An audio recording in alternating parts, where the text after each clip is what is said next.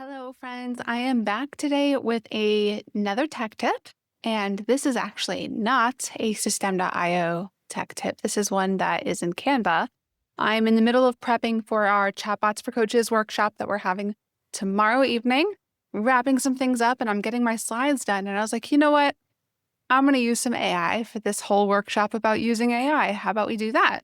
And so I wanted to just walk you quickly through this incredible feature in Canva that is relatively new. It's in beta right now, and it is just like totally transformational and life-changing. So this workshop that we're running tomorrow on how to create AI bots, I obviously have lots of AI bots that I use in my business and that I create for our clients inside Design, Build, Scale, and the Simple System Society. And this workshop is basically going to teach people how to create the same kind of bots that I use in my business all day long, that I've created for our team to use for things like customer support and for content generation, and that I provide to all of you for your website copy and your funnel copy and your emails that you write and all of that cool stuff that you have inside of our programs. So the workshop's going to be incredible. And I, of course, used AI to help structure the workshop. And so what you see in front of you is the output of the last copy, the last iteration of the draft that I did with my AI bots in terms of how to structure this workshop out. So I wrote an initial outline. I dumped it into ChatGPT, which is specially trained for my business. And I basically went back and forth with ChatGPT until I had an outline that I was happy with, added things, changed things, used the canvas feature in ChatGPT to get it exactly what I wanted it to look like. And then basically what I did is I dumped it into a Canva doc. Now, Canva has had docs for a long time, and I never actually used them because we've got Google Docs. I'm in ClickUp with my team, so why do we need another docs place, right? But this is actually changing my mind about Canva docs because this is just so freaking cool. So basically, if you go to here and home, and you can create a new doc right there, and it opens up this blank document. Fine. But if we go back and we look at the one that I was already working on here, right? So again, this is basically the output from multiple iterations back and forth with ChatGPT. I dumped it in here. I did some editing to clean up some things and clarify some things and add some links and make sure it looks like how I wanted it to look like. And basically made sure that the headings are H2 or bold. And that kind of shows the document where I want these different slides to be coming in. So now that I've got it formatted in a way that I like and in a way that makes sense to me, look how cool this is. This is only a pro plan thing because we're going to use their magic switch feature over here. But if you are on the Canva Pro plan, this is like totally life-changing for all of our documentation and presentation kind of stuff that we do. So I have this outline of everything I want my slides to say. I organized it, I edited it, I added bullet points for everything, I added bold and headline for everything. And now when I click magic switch, look at this thing right here. Convert to presentation. What?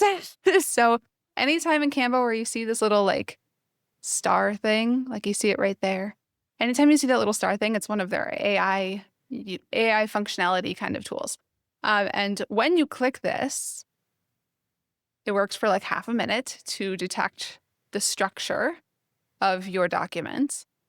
And then it gives you a whole bunch of designs for this document. So these are the template styles that it comes up with on its own. These are kind of like the generic template styles, right?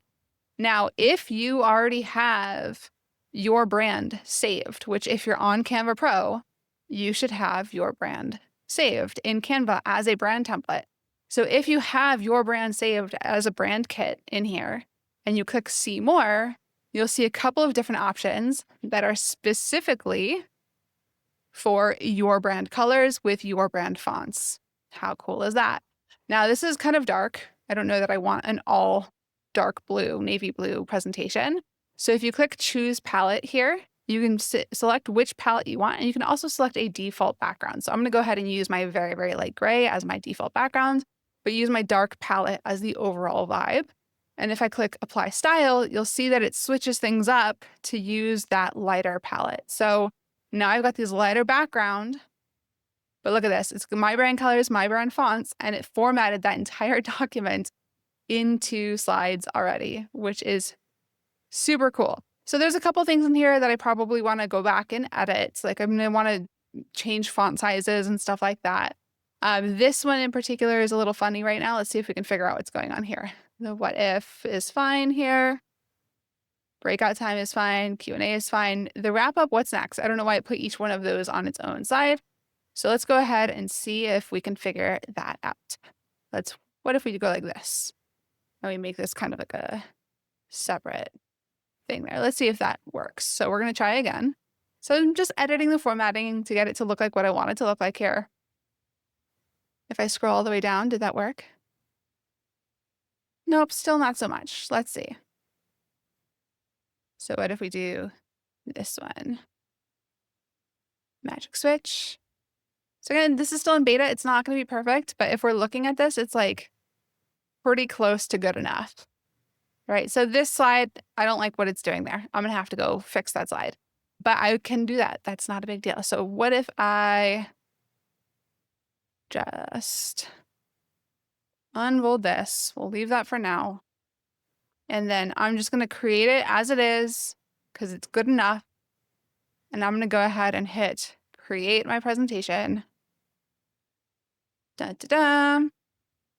And it's going to break that whole document into slides. And so now I have, if you look over here, this 24 slide, really 22 slide once I fix this, 22 slide presentation with my brand colors and my brand fonts. And it's totally good enough. And like, that's incredible because how much time did that just save me? A ton. Is it perfect? No, it's not perfect. You see that I have to go fix that slide, right? And I'm going to need to change some font sizes to make things that are more legible for people who are watching the workshop. I also want to add my logo in the top corner, so I'll have to do that across all of the pages, and that's totally fine. But again, this saves a ton of time. Wish list for this, I would love for it to be able to use brand templates that I've saved in the past. So like, for example, this is a brand template of mine, and I would love for it to like notice that I have a presentation brand template and use some of these slide formats. Right now, that's not an option, but maybe in the future. In the meantime, I'm still going to use this because it's good enough and it saves a ton of my time. So I thought I would record this and share it with all of you so that you can try this out for your own presentations because again, is it perfect? No. Is it good enough? Probably. And this is one less thing that we have to worry about and one more way where we can say, you know what? Done is better than perfect. Let's just keep moving. Let's just get our stuff out there. We always have time to come back and make this prettier later, but first we want to just launch the dang thing, okay? So when we're in that process of launching a beta or trying to get a workshop finished or trying to get a webinar finished, like just use this, make it good enough, and then come back and make it prettier later if you want to. But you've got all the time in the world for that. Once you get yourself moving, and this is just one more way that we can get ourselves moving a little bit faster. So hopefully this was helpful for all of you. If you have any questions, let me know in the comments below and stay tuned for more tech tips and System.io updates in the future. I'll see you then.